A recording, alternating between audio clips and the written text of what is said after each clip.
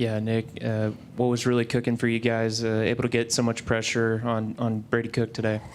Man, I think really just, defensive coordinator scheming things up. Obviously they were seven-man protecting it most of the game. So, on the edges it was kind of quiet today. But, our linebackers got into it, our interior linemen, man, it was a great game. And it was greatly called by our coaches. We'll go front row on the right side to Mark.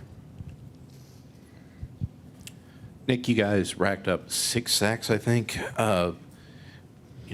What did you guys see against these guys?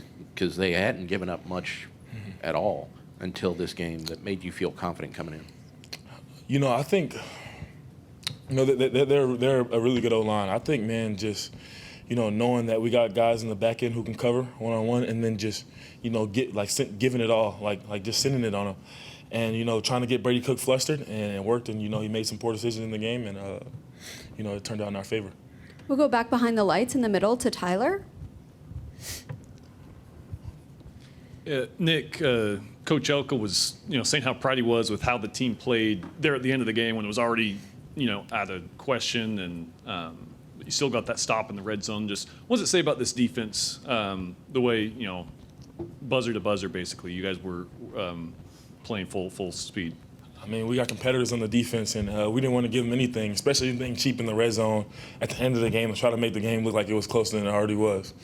They kind of lit a fire in us, coming into our place, like pre-interviews, talking down on Kyle Field, and, coming in here and stepping on our field and stuff like that. And I think guys were just really motivated to go out there and be dominant. We'll go front row, right on the aisle to Travis.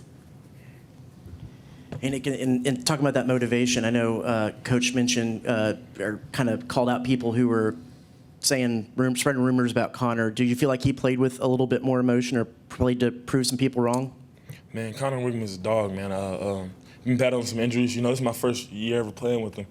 And, just to see what he's been going through, like, the media talking bad about him, things like that, and him to just fight, man, Wig's a warrior, and he's a ball player. So, I think Wig comes into every game with that mentality that he wants to dominate anybody, and he has a chip on his shoulder.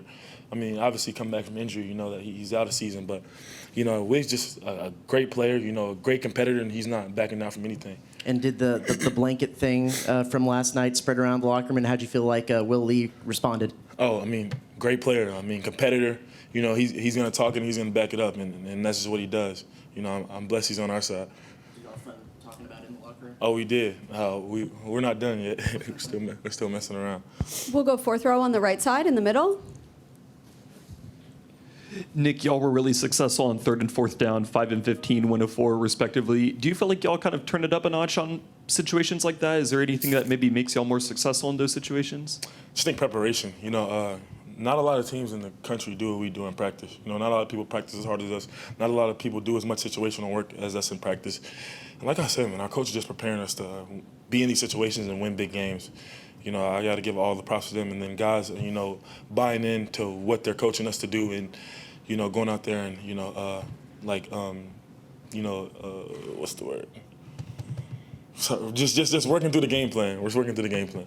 We'll go third row on the right side, on the outside, and then to Carter. Hey, Nick, what changed from that tough A&M loss to now in your locker room? Just the mentality, man. I thought, I'm gonna just speak for myself, man. I just felt like we weren't playing hard enough. Like, I feel like Notre Dame game we weren't playing hard enough, and that's really just all changed, man. Guys running to the ball. Fighting for that extra yard, we just playing harder, and, we got a chip on our shoulder. We'll go second row on the right side in the middle to Carter, and then Sam. Nick, last couple games now, 6.5 TFLs for you and at least a few sacks. What's just been working for you lately these last couple games? Just following the game plan. They put me in situations to make plays, I got to go make them. And, it could have been more. I left some on the table today, but, just following the game plan and going out there and doing my job. And then about Connor, how do you see him just handle this time off when, people are wondering if he's the best quarterback and people are talking all about him? How do you see him kind of handle that during that time off? Never flinch. Anytime I went into the training room, I seen Connor. He's in there all the time working to get his shoulder back right and things like that. You know, he's motivating the younger quarterbacks, motivating us. You know, even in the games, he's on the sideline getting everybody, you know, up when he was out. Never flinched, man. He never backed down from anything, and he never let any of the negativity get to him. So, I mean, he's just a warrior. We'll go to the last row on the left side to Sam and then wrap things up on TV row.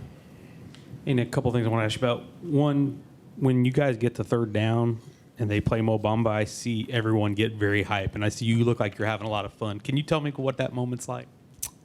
Kind of like playing the NCAA game, you know, just going out there having fun. You know, Kyle Fields rocking. You know, we got them backed up.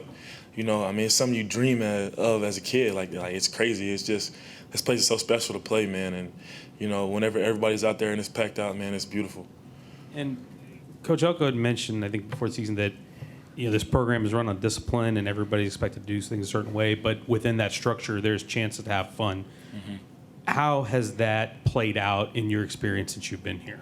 Never once has Coach Elko tried to change anybody's personality. You know, I think he just blends the program into like our personality. Like, you know, we're very disciplined and we're like we have set rules, but he never tells anyone to change. He never tells anyone they're too much. He's just, you know, he kind of just like molds us into the program. We'll go back behind the lights to TV row to Donna and then wrap things up on the left side. Nick, last week after a strong performance, I asked you if y'all felt like, you know, a weight was lifted, and you said, no, we want more. How do you feel after this performance, especially headed into a bye week?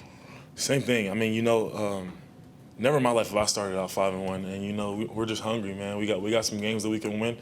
We got some games that we need to win. I think we go, we rest, we get our bodies back right, and we get back to work from Mississippi State. We'll go on the far left of TV row to wrap things up. Nick, I'm curious, when y'all found out that Connor was going to be able to start, did that kind of give you guys a spark going into this game, and then seeing how he performed at the beginning? Just what's that do for a team as a whole? Man, I mean, I feel like that's more of like an offensive side of the question, but you know, either of those guys are capable of playing, and you know, I'm not too busy, you know, worried about how the offense is going to handle their game. You know, I'm just focused on the defensive game plan and the guys on the defensive side.